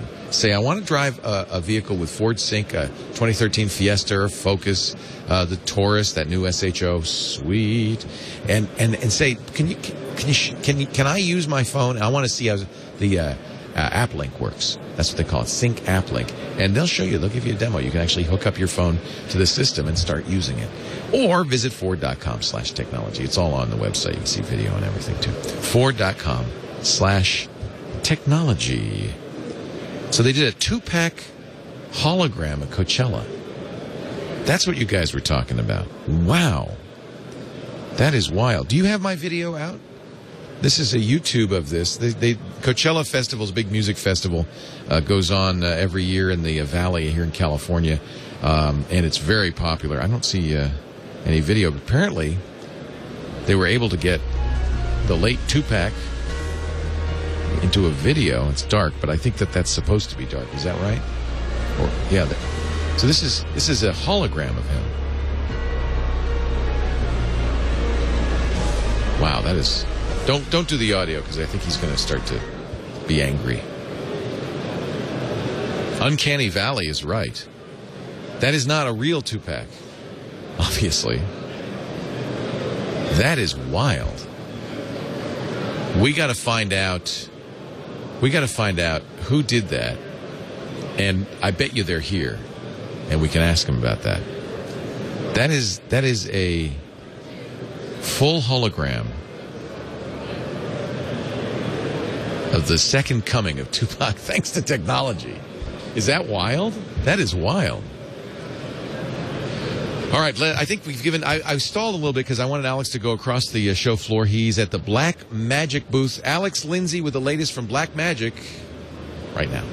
Hi, this is Alex Lindsay at the Blackmagic booth, and this is one of their new... Blackmagic always has a ton of new things, but this is one of their new releases, and this is the Blackmagic Cinema Camera. Now, a lot of us have often said, we just want a sensor that connects to our computer, that records to SSD. I mean, we don't need all the other stuff. Well, that's what this is. So what you have here is... this is just a basic sensor, but it's a high-quality sensor, 4/3. And what you have here is you can do remote. That's your standard length that you would have. Headphones, audio in. It's kind of interesting they've used TRS instead of XLR, but it makes a lot of sense. SDI out. So normally when you think of Blackmagic products, you think of SDI in because they're, interfacing with our computer. This is SDI out because you might want to connect it to other things. So this is the most important piece to me. Thunderbolt. So this is a camera that you can connect directly to your computer via Thunderbolt, uncompressed, going right into the computer. So that is revolutionary. We always have all these extra boxes that we have to connect. I have like 18 of those extra boxes that I will no longer need when this is released. This is $3,000, so it's a lot less than a lot of these larger frame sensors that we would normally see. And again, did I tell you the part about Thunderbolt? Now, if you don't want to use Thunderbolt, on the other side, we've got SSD. So it's recording straight to SSD. Now, that's going to do DNX. It's going to do ProRes, uncompressed. You're going to be able to pop it into here and then simply record it. So you can take it out as a field camera as well, but you're also able to, again, connect it directly to your computer, taking all of the technologies that Blackmagic already has to interface with your computer and make that work. So it's pretty exciting. Yes, I will probably have one as soon as they release in July. So anyway, that is, this is Alex Lindsay, and we're live at NAB 2012 for Blackmagic. Hey, this is Alex Lindsay, and I'm back at the Blackmagic booth here with Dany May. Hey, Alex, how you doing? It's good to see you. Yeah. So we already talked about the camera. Yeah. The camera. We already talked about that, but there are a lot of other new things as we expect from Blackmagic. Every year it's like 20,000 things. So what are the highlights? So besides the camera, which of course is amazing, one of the other great things we've done is we of course acquired Teranex late last year. What does Teranex do? So Teranex does boxes and hardware for cross conversion, up conversion, down conversion, scaling, subtitling, pretty much any kind of image processing you're going to need to do. And the model they had was a model of buy a box that was 14, 15 grand. Really expensive box. An expensive box, and that came with base functionality, and then you could buy various software features for 2 grand, 5 grand. I mean, you could buy a 100 grand box by the time you're done adding everything. Not that everyone needed all of those, but it scaled. It was kind of a la carte. And we, a lot of us looked at the Teranex like, oh, someday I'll have a Teranex when I grow up. I mean, the image processing is one of the very few things that broadcasters really will accept. If it says Teranex, that shows that it's a quality that is acceptable across the world. It's that kind of high quality product. So we knew they had great product and a great technology. They just needed a Blackmagic business model. So what we've gone and done is we've gone ahead and created 2 new models, the Teranex 2D and the Teranex 3D. The 2D is really a single channel version, and the 3D is really a dual channel version, not surprisingly. The only real changes we made, we miniaturized it a bit because we have a strong specialization in miniaturization, and we added Thunderbolt because we have a great deal of experience with Thunderbolt. So how does Thunderbolt fit into the Teranex? The great part is the Thunderbolt gives the ability to actually make it a capture box now. So if you think about like a multi-bridge or a deck link that's able to capture video, now you can do all of that capture and playback of video as well as having up conversion, down conversion, cross conversion, scaling, all of the things we've come to love and know or desire out of a Teranex box And of course, the most important thing being that the single channel version is $2,000 and the 3D version is $4,000. Sorry. I'm having a moment. So it's $2,000 for the Teranex single. Technically, $19.95 would be the actual official price. And now, when is it shipping? The June is what we're targeting for the 2D version, which looks very strong. We're saying July for the 3D version. It's going to be a bit more complicated, but we believe that 2D version, get that out the door first. That'll make a lot of people very happy. It'll make me happy. It'll make a lot of people very happy. Now, the 2ME now has been back ordered for a long time, but it's starting to actually get out there. So we've now got the switchers pretty much flooded out there. We should have, channel inventory. People should have great access to that. It's really the panels, we've been selling so many, and the metalwork for them it takes. So those we've cleared most of our back order on. They are coming across, but it is a limited supply. So if people are looking at a 2ME, it is kind of place an order, get it in a couple of weeks kind of. I know we're already using the television studio and the 2ME, oftentimes in the same projects. Or the 1ME. And we're really excited about the 2ME. Now, the 2ME also adds audio. So what we've done this year, we have just one kind of easy software update that we've added to the 2ME. One of the things that we've been wanting to add is some audio mixing capabilities. So now we have the ability to take all of the embedded audio inputs and be able to use a software panel to be able to, control volume adjustments, have a master or a follow, have that going out the program output. So it's all software based, and we've only added the 2ME right now. We're going to look at the 1ME in the television studio in the future. I think you should highly consider the 1ME at least. I think there's a great need for that on those products because they're great mobile applications. It's great to be able to have a software switch, kind of mixer capabilities. The challenge is being there. There just needs to be some more optimization of code, and that's going to take time also. So we know we can do it on the 2ME. That's what we're showing today. Dan May, thanks so much. No problem, Alex. Good to be here. This is Alex Lindsay of the Blackmagic booth, live from NAB 2012. I think I'm going to have to learn what an ME is because everybody's talking about MEs now. Even the TriCaster folks are talking about MEs. Thank you, Alex. We're going to send Alex back to Blackmagic. I have a feeling there's a lot more to do at the Blackmagic booth, and so we'll get more coverage there. But meanwhile, back up here at our Sky booth, I'm with Bruno Nicoletti and Lucy Cooper. How are you? Founder and head of technology at the Foundry. Yes. What is the Foundry, Lucy? The Foundry is a visual effects software developer. Oh, how fun! Yeah. And where are you located? We're down in the South Lower Hall, just through. I'm going to get this. But I mean, in the world. Where in the world. Located? Sorry, London. But we have an office in Los Angeles as well. How cool! That's great. Hong Kong as well. And we have a few people dotted around. I think Bruno's the world. mic is not working, so if you could get Bruno's mic. 1, 2, can you hear me? Should I swap mics? It's great. Oh, he's very quiet. He's not normally Lucy, you're going to have to do all the talking. I can do the talking. It's okay. I'll just be pretty. So the Foundry makes plugins? So we do make plugins. We started out as a plugin company, but we are much more than that now. Our main software is a compositing solution called Nuke, but we also have... Oh, I know Nuke. Yeah. Oh, yeah. So we have a 3D paint package, and we also have a lighting solution called Katana, and we've just launched a product called Hero, which is a VFX workflow tool as well. So let's go through them one by one. Okay. Nuke is amazing. Thank you. What is compositing? Okay, Bruno, I'm going to go with you. We got to give him a mic. Any of these mics work? None of those mics work. Why? Hey. Oh. Okay. It works. I'll talk to both of them. You never know which one. Okay, I can't hear him, but apparently they can hear you. Compositing is basically a way of combining images. I mean, your typical thing is you have a green screen of somebody in the studio and you want to put them on Mars. So that's a very basic bit of compositing, which is just taking away the green screen and putting the guy on Mars, which is a separate plate shot. But what Nuke does is makes this easy. Yes, it makes that easy. But that's just the very basics of compositing. Compositing gets much, much more complicated. Dealing with lens distortion, dealing with stuff coming from... And often you want to layer one thing on... You want to do a lot of them. Yes. Nuke can deal with thousands of operations being done, not just A over B, green screen over background. You can just do distortion, say lens distortions and so on. But Nuke's got a quite unique 3D workflow, such that you can take something from 2D, turn it into an honest-to-God 3D world, project stuff onto spheres, geometry, import models, relight those models, take stuff from render parsers, project those onto models, move them around, and then put that back into a 2D workflow straight away in a big node-based compositing way. So it gives you this ability to mix and match between 3D CGI and 2D all in one package. And you've got a great user interface because you could just kind of... You wire all this stuff, and it's very easy to use. Can you hear me? I can hear you. I'll I'm like 8 feet away from you. That's part of the problem.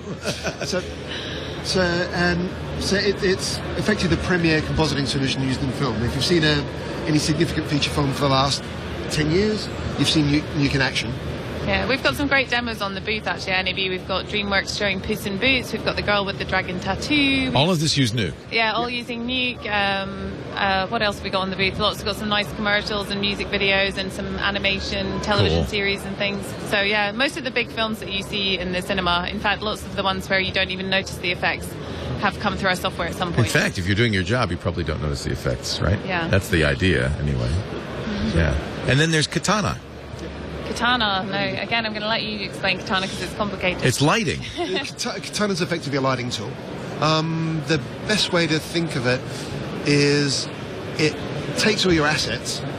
You animate, you create your models, other applications. But what Katana does, it's a final stage of the pipeline where, another way of describing it is a pipeline in a box. It takes all your assets, all your models from a range of different applications and allows you to manipulate them quite simply to create lights and the lighting that you want. And also... Why don't they just light it in the camera? They don't... Why don't they light it in camera? Oh, it's for 3D, for CGI. It's for CGI. It's a CGI effect. So you're taking all your models from CGI, you're taking all your... But of course, CGI, Planet of the Apes, Hugo, all of these had a lot of CGI in them. You just may not have known that it was CGI if they did it. Yeah, so neither of them are Katana, but both Nuke projects. Yes. They're Nuke projects, yeah. So what was Katana used for? So what's the most recent Katana project? So at the moment, we're showing on our booth at the moment Men in Black 3. Oh, I'm excited about that. Yeah. That's going to be fun. So it's... So you mean those aliens aren't real? Unfortunately, they're not. They might be. We've just not seen them yet. The purpose of Katana is to allow you to efficiently light the scene. They can efficiently light very, very, very, very big scenes. Scenes that can't even fit in memory. So Katana's designed to... Well, they originally wrote it for Spider-Man 3. First, at Sony ImageWorks. And so you can... terabytes worth of data that goes up into making your scene.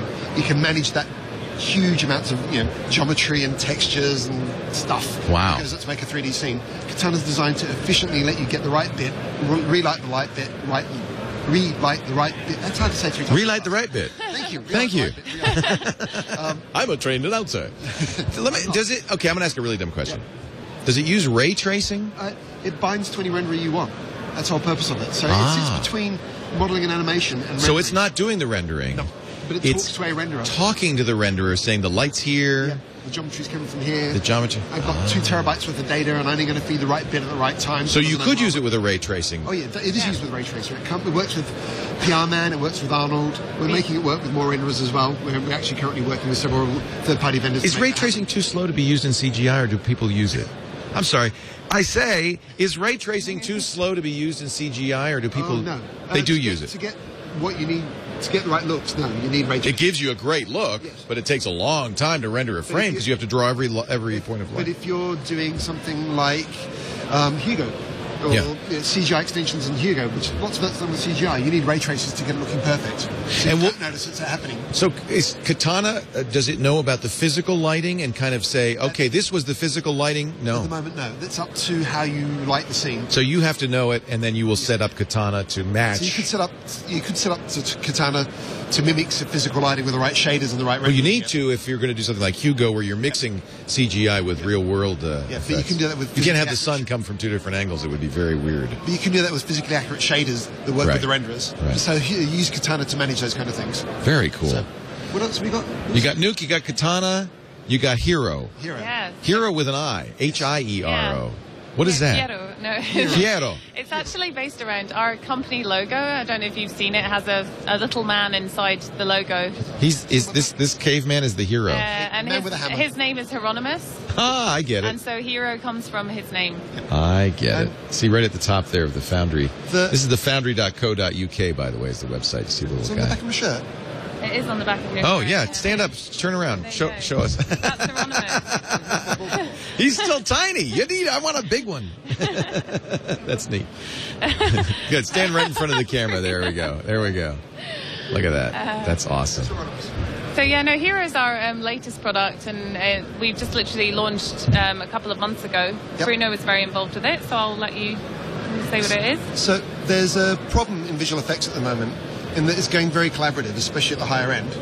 You might have people in New Zealand and in California, and I mean, Hugo's a good example because actually they had, I think, 11 different studios around the world working at Pixamundo on Hugo. Right.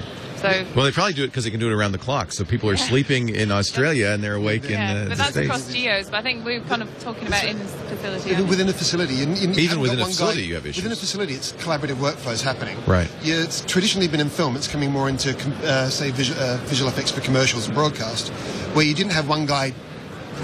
20 years ago, you had one guy trying to do everything.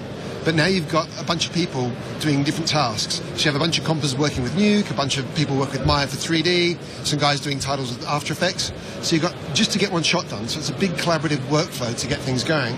And what Hero does is it binds those people together. It's the tool that sits kind of between editing, visual effects, and finishing to bring all those components together and manage the shots. And it does that with an editorial style timeline.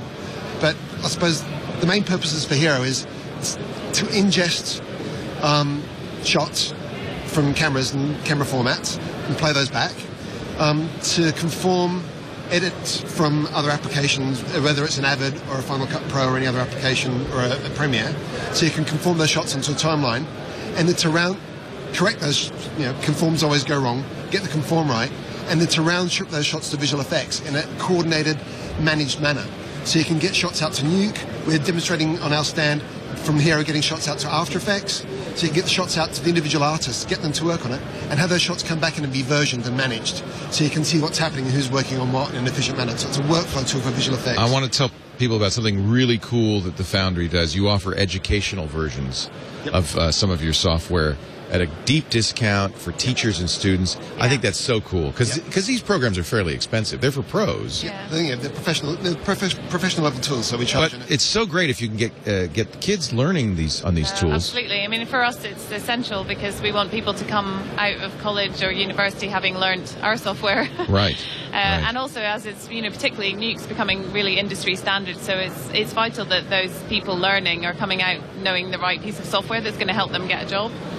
So, we feel it's really important to give them access to the tools that they want to be using in a professional environment after they qualify. Yeah. So if people want to know more, they can go to thefoundry.co.uk. Absolutely. And there's a whole page on the educational program. All the programs. Or they can come and visit us at the booth if they're here. If you're in Vegas, you got to come to the booth and see. And I'll just see the demos would be pretty cool. Yeah. Nuke's been used for. I mean, I mentioned the what was it before the Planet of the Apes, the Rise of the Planet of the Apes, which is an amazing combination of CG. I mean, that ape was CG the whole time, and yet it seamlessly integrated. Yeah, there's a great demo actually on our website of Rise of the Planet of the Apes. Because they used quite an interesting deep compositing technique to do a lot of the work. They also use Mari extensively on that as well. What's Mari? So Mari's our 3D texturing and painting tool, which was actually born at Weta Digital, who did Rise of the Planet of the Apes, and they created it on to cope with the workflow on Avatar, and then it's become productized by us at the Foundry and is available, for other artists outside of Weta now. And very cool. Mari was actually developed to deal with huge data sets. When they were painting Avatar and King Kong, actually, was developed for King Kong to start with. It's become so sophisticated now. It's really neat. Very nice to meet you guys. Thank you for coming and saying hi. People should go to thefoundry.co.uk. I was going to show this video, but we ran out of time. So you can watch the video off the website. Great. Yeah. Thanks, guys. Thank you. Nice to meet you. Thank you very much. Thanks for coming by. We are live from the NAB Show, Las Vegas, Nevada, at the Las Vegas Convention Center.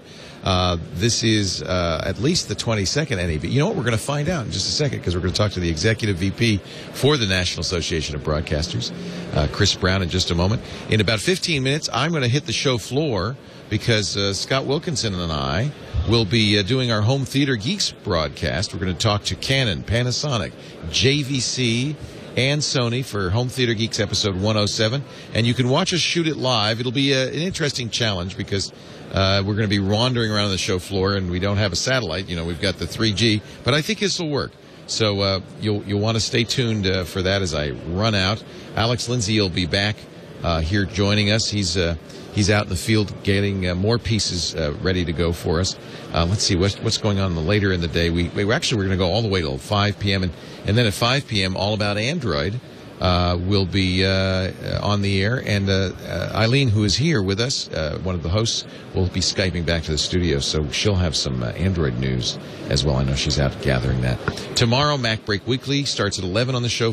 We actually begin at 9, but not Mac Break Weekly will be here at 11. We are going to do Ham Nation tomorrow afternoon from 4 to 5. All these times are Pacific time. And I do want to make sure you watch tomorrow evening, 6:30 Pacific, 9:30 Eastern, for our live feed of the Broadcast Minds panel. That's going to be a really cool panel featuring, I'll be moderating Kevin Pollak. We've got people from Turner Broadcasting, MTV, talking about the future of television. That should be really great. Wednesday, This Week in Radio Technology from 9 to 11. We'll be on the show floor. We're going to do Triangulation. We've got a couple of guests for Triangulation, some big names from the show floor here. And the ham radio reception is 6 to 8 p.m., and that'll be a lot of fun. Bob Heil, Scott Wilkinson, Kurt Karnak will be hosting that 6 to 8 p.m. tomorrow evening Pacific time. Thursday, yes, we're still here, 9 to 11 a.m., 9 to 1.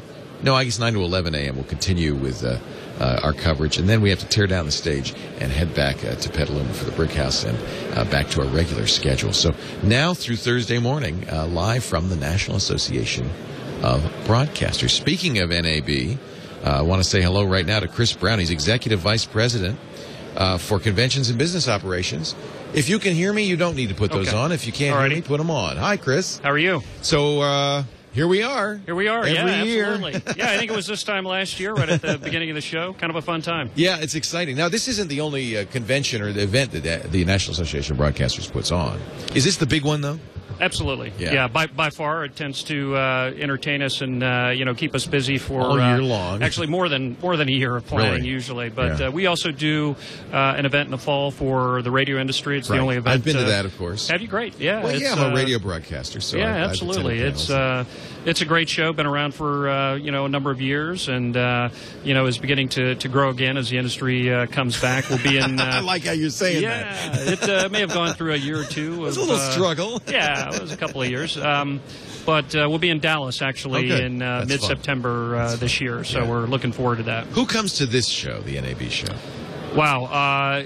We over 90,000 of our best friends. And 90,000? Right. And is this the biggest NAB ever? No, it isn't.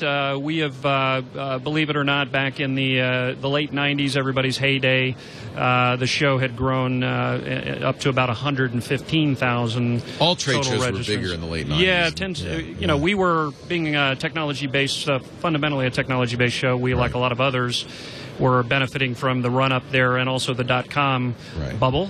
We were at the time in this building at the Las Vegas Convention Center as well as at the Sands Expo Center across the way, and had probably a good 200, 250 companies who were specifically .com related. Right. Probably 15 of them are still around. The rest are out of business. Yeah. So that obviously was a different kind of show, much bigger event back then. And yet technology very much influences NAB, and as the digital revolution has happened, NAB has changed absolutely quite a bit. So, and that's absolutely influenced the type of people that come here. I mean, this show, began and still at its roots is a broadcast event and very much a broadcast technology event. So the broadcast engineer is sort of right there at the core of what this event has been about. But obviously, as you say, as the media industry has changed, there's a whole host of other players, a whole host of other job functions that are now part of that mix. And in fact, the reality is, if you look at our demographic breakdown, only about 20 to 25% of our total audience would now be what you call broadcasters, and that would be all types of broadcasts. You're kidding? That low? It's only about a quarter, and but that would include the broadest definition of broadcast to be not only our local station over-the-air broadcasters, but also cable, satellite, now internet. Just a quarter. Internet and more. Wow. The other big pieces are people who are generally serving that industry in the post-production side. You're right here in the south lower level, which is sort of post-production central for NAB, and that's another quarter to 30% of our total audience. So those are the guys who do everything from special effects, big post houses, that type of thing. And then the other big piece of it, and it tends to, you can break this down in a number of different ways, but I would call it enterprise. So those are all if you think about it, the way video has changed and video creation and distribution has changed, there's not a company in the country that isn't in the video production business one way or the other. So whether you're a church, an educational institution, whether you're in the government, whether you're a retailer, all of those segments produce video in one way, shape, or form. And now, of course, with the internet, everybody's kind of in the entertainment business, and that's changed things. So that group, and it goes across probably 8 to 10 different enterprise verticals, including just corporate video, if you will. That's also probably another 25 to 30% in total. And then for us, the other big and growing one is the film industry. So we didn't used to be about the big screen per se, but really we're very close to Hollywood, obviously. And because the tools and the workflows and really the approach to creating content is very much the same, we have seen more and more of those folks involved in our show, and that's probably up to about 15% now. And growing, I'm sure. So that's why you have guys like James Cameron coming, right, and guys who've kind of done it, on all platforms, like Ben Silverman and Bruce Rosenblum from Warner Brothers, who will actually be involved in our effort on the content side upstairs. So it's an interesting mix now. I mean, our audience is very diverse, very wide. Probably covers 25 to 30 business types in the end. Our registration form's not easy, unfortunately. I bet. I doubt NAB would change its name, but really it's so much more than broadcasters, obviously. Right. We're all broadcasters in another sense. So really it's content creators as much as anything else. That's why you see our, sort of main theme is where content comes to life. I mean, we really tried to, place the emphasis around content development, distribution, and that whole process. And you said it, perfectly, probably better than I could. And we've used a couple of different terms to try to capture that. One of those is broadcaster. I like it. Which is, again, we're just trying to say, look, we've evolved. It's a little bit different. There's a new definition of broadcast, really, and that does reflect all these different folks that come to the show. It's also exciting, and as prices go down, I look at things at Blackmagic that make a lot of people to do effectively broadcast television over the internet for $1,000. Right. It means that there are a lot more people can get involved in this. This is good news for you, and I'm sure some professionals would say, no, keep away, kid. But you seem to embrace the new technologies and new content creators. We do, absolutely. I mean, I think the thing that keeps the show relevant is that focus on the future, is that focus on how things are evolving. It's a great question, though, because from the standpoint of the companies who ultimately we need to support here, the exhibitors at the show, they obviously are interested in doing business with folks who are going to come and are be serious about buying and spending money. And so, it's a challenge because, the business paradigm is shifting a little bit. And so as those product prices do come down and as that opens up opportunity to a kind of whole new generation of content creators, we ought to be somewhat careful. And so it's a balance of trying to stay true to our professional roots. And that's why, in our educational programs and everything else, it's very much about come here to learn and be with the professionals, the folks who really know how to do this stuff. Doesn't mean you shouldn't come if you're a novice and a student or, just you're launching your own internet channel, those kinds of things. Everybody wants to be more professional. Yeah, absolutely. Yeah. So it's the aspiring, that's fine. And for us, it's the prosumer side of it, and that's the interesting convergence of the consumer and business side, is legitimate. And to the extent that things move that way, the show has to serve it. And as you said, social media, we feel we're in a good place because, obviously the net, mobile phones, everything moving to video and video content delivery.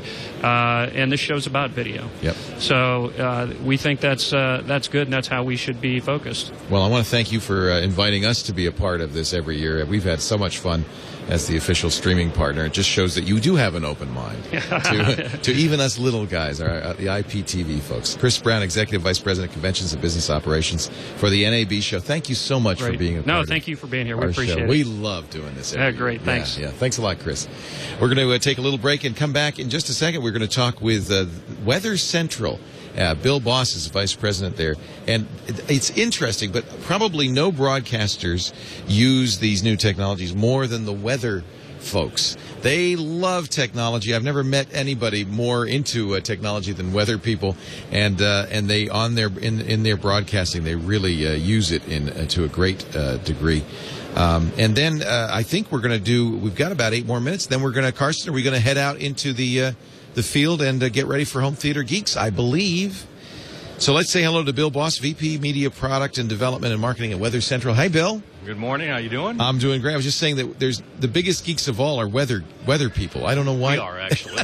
Pretty much. But we have fun with it. You love technology and always have. I go back to my days in radio with the staff meteorologist would always be the biggest geek in the station, right? Absolutely. Yeah. Well, a lot of those meteorologists, those radio meteorologists, then went on to television. That's too, right. You know, That's when right. The TV sort of I detect a little bit. I hear your voice. I detect maybe you might have worked a little bit in broadcast. I spend a little bit of time. A little bit in TV. front of the green screen. Yeah, before I did Weather Central. Yeah, so I actually do our presentations here at NAB as well. So. I love it. So what is Weather Central? We are pretty much everything weather, and a bunch of weather geeks too. No, yeah. but we are every screen when it comes to weather.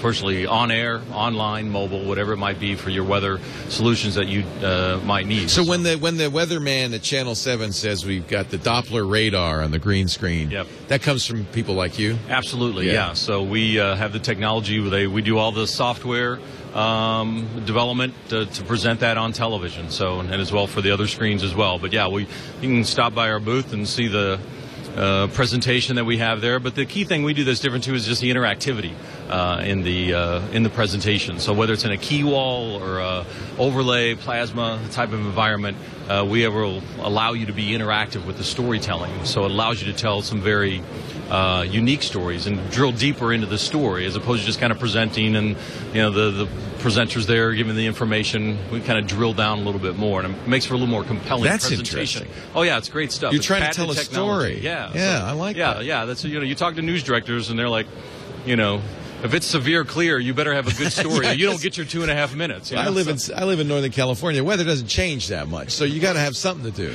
Yeah, you got to make it fun. We have Lloyd Lindsay Young uses a plunger to point at the. It's not exactly high tech, but it keeps you entertained. Yeah, you also do.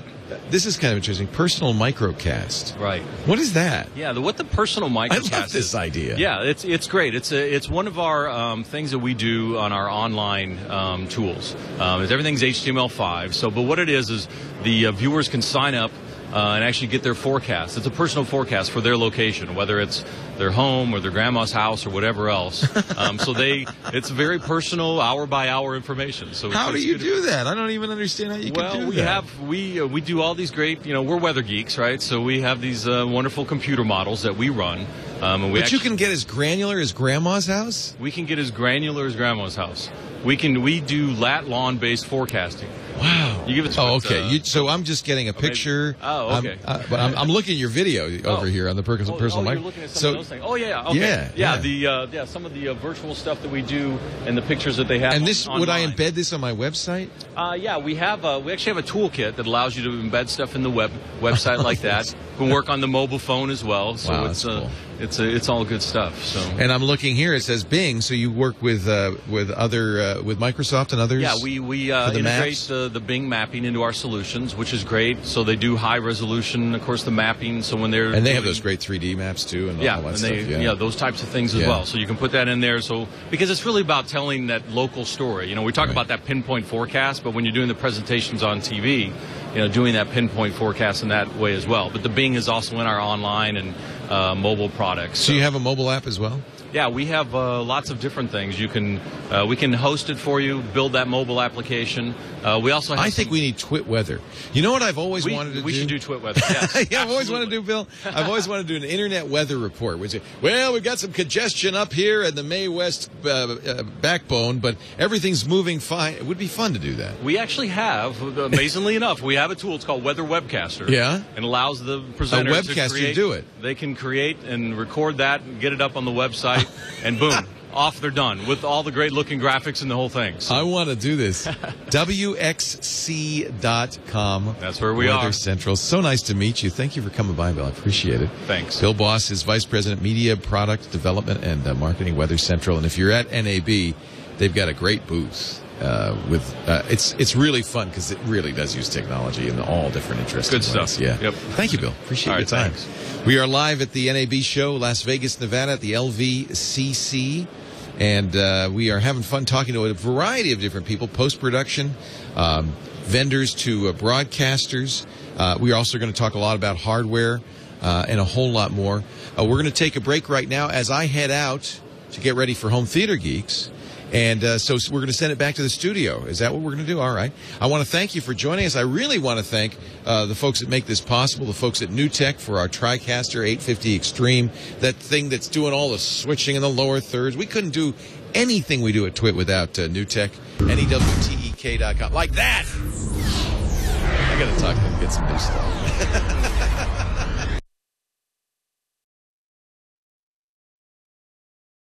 NewTek folks, wow. You blew up the set.